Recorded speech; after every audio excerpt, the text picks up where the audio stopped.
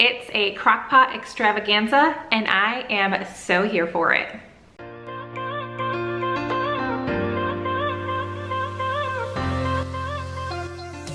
Hey guys, if you are new, my name is Vanessa and today is a Friday, and twice a week for the entire month of October, I have been sharing a crockpot recipe with you guys, typically on Mondays and Fridays. So today is no different. I have a new one to share. But that is not all that I have to share with you guys today. So I am going to give a big thank you to Amanda from The Beals, which used to be The Fundamental Home, and also Lisa from Sutton's Days. They created this huge collaboration. You are going to get 31 different recipes starting October 1st. So I will have the big Crocktober extravaganza playlist listed down below in the description box, as well as everybody's channel. That way you guys can go back and see up to today, which is the 19th, and then going forward towards the end of the month. So I'll have all of that listed down below, but definitely tons of crock pot, and I do believe a few instant pot recipes as well. So you guys can get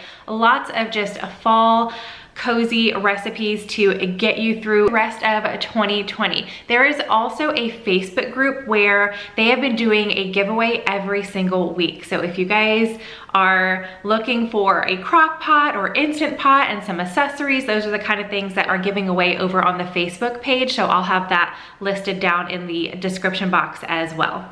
So we are gonna go ahead and get right into this Crockpot Sloppy Joe Casserole. I'm also just sharing the little side dish that I made as well to go with dinner that night. So let's go ahead and get into a yummy crockpot dinner recipe.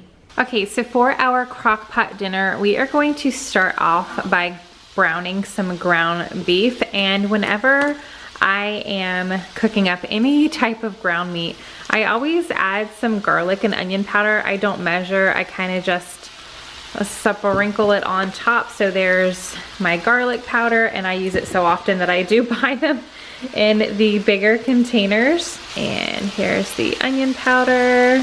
Okay, so you are going to cook up about 1 pound. I think this is a little less. I wasn't paying attention when I pulled it out of the freezer, but I think this is like a 10-ounce package that I had, but you could use a pound. This is a little bit less, but go ahead and brown that up before we start assembling everything in our crock pot.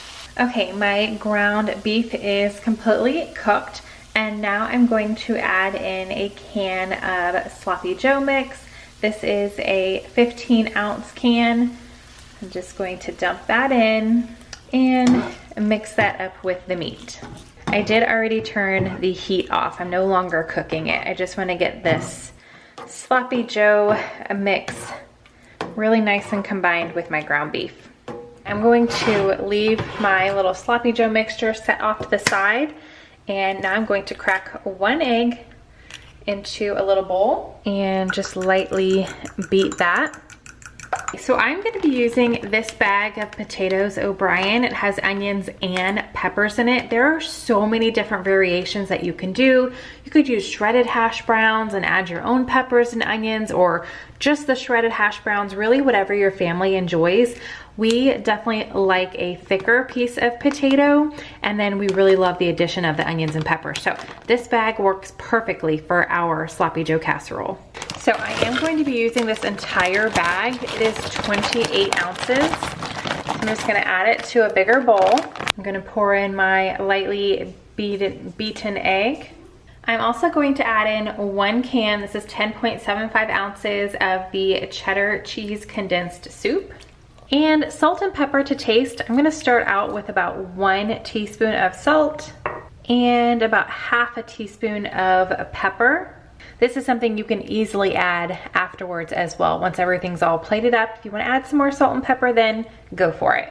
Okay, I'm gonna get this all mixed together, that egg and the cheese covering all my potatoes.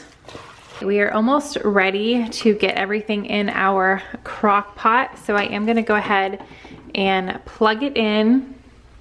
And then I am going to use a liner. This is not something that is needed. I know there are a lot of people who do not like using the liners. If you do not use a liner, you're definitely going to want to spray the heck out of this so the potatoes don't stick, but I'm actually sharing a lot of crockpot recipes this month here on my channel, so I invested in some liners just to make the cleanup a little bit easier on me. So I do have a liner in here, but you do not have to use one. Just make sure you are spraying it with your cooking spray of choice. So we are going to take our potato mixture and just plop that down on the bottom. And I'm gonna use the back of my spoon and just spread that out a little bit as evenly as I can. And then I'm gonna take my Sloppy Joe mixture and just kind of pour that on top of the potatoes. I'm not gonna mix these together. I like them just layered like this. I'm gonna use my spatula and just do the same, kind of spread out the Sloppy Joe mixture on top here. Time to put the lid on. And I'm going to cook this on low for about 4.5 hours. So I'm just gonna let this sit until we are ready for dinner, and I will come back, show you guys what it looks like and what we're gonna be serving it with. Okay, so the Sloppy Joe casserole is done cooking. I did go ahead and just put it on warm. That way it stays warm for when we are actually ready to sit down and eat. We always wait for my husband, so it's gonna sit like this, but I am gonna go ahead and make what we're gonna have on this side, and that is just a super easy green bean dish. So I figured I would share that with you guys as well. This is all I'm going to be using: some frozen green beans, butter, sliced almonds, a little bit of salt and pepper, and minced garlic. Okay, I've got my heat on like a high medium. And then I just added about 3 tablespoons of butter. And I don't measure this dish. It's just so easy. You do it to whatever you like. I might end up adding more butter, we'll see. But I'm just gonna dump in some green beans that have some major freezer burn, but they're still gonna be delicious. Just gonna mix it around and get the butter coated on the green beans. Let those defrost a little bit over the heat. So the green beans are definitely starting to soften a bit. And I don't think I'm going to add any more butter. I think that is good. I am going to go ahead and add the minced garlic, and I'm just using like a big soup spoon and putting in, I'm gonna do that much. So like an overflowing soup spoon amount. Like I said, I do not measure. I just kind of do what looks good. And then I'm going to put in some slivered almonds. This is my favorite part, so I definitely put more of the almonds than probably most people do when they make this type of dish. But they are super yummy, especially if you get them nice and toasted in here.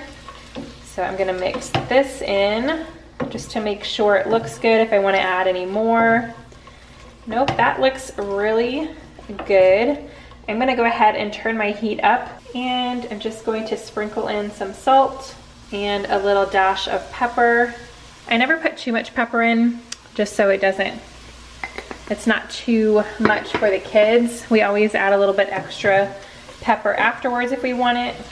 But now I'm just gonna let it cook until those green beans are super tender, and the almonds, the little slivered almonds, have a little bit of a toast to them.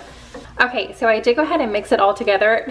I know this does not look appetizing, but it is so yummy. Just give it a try.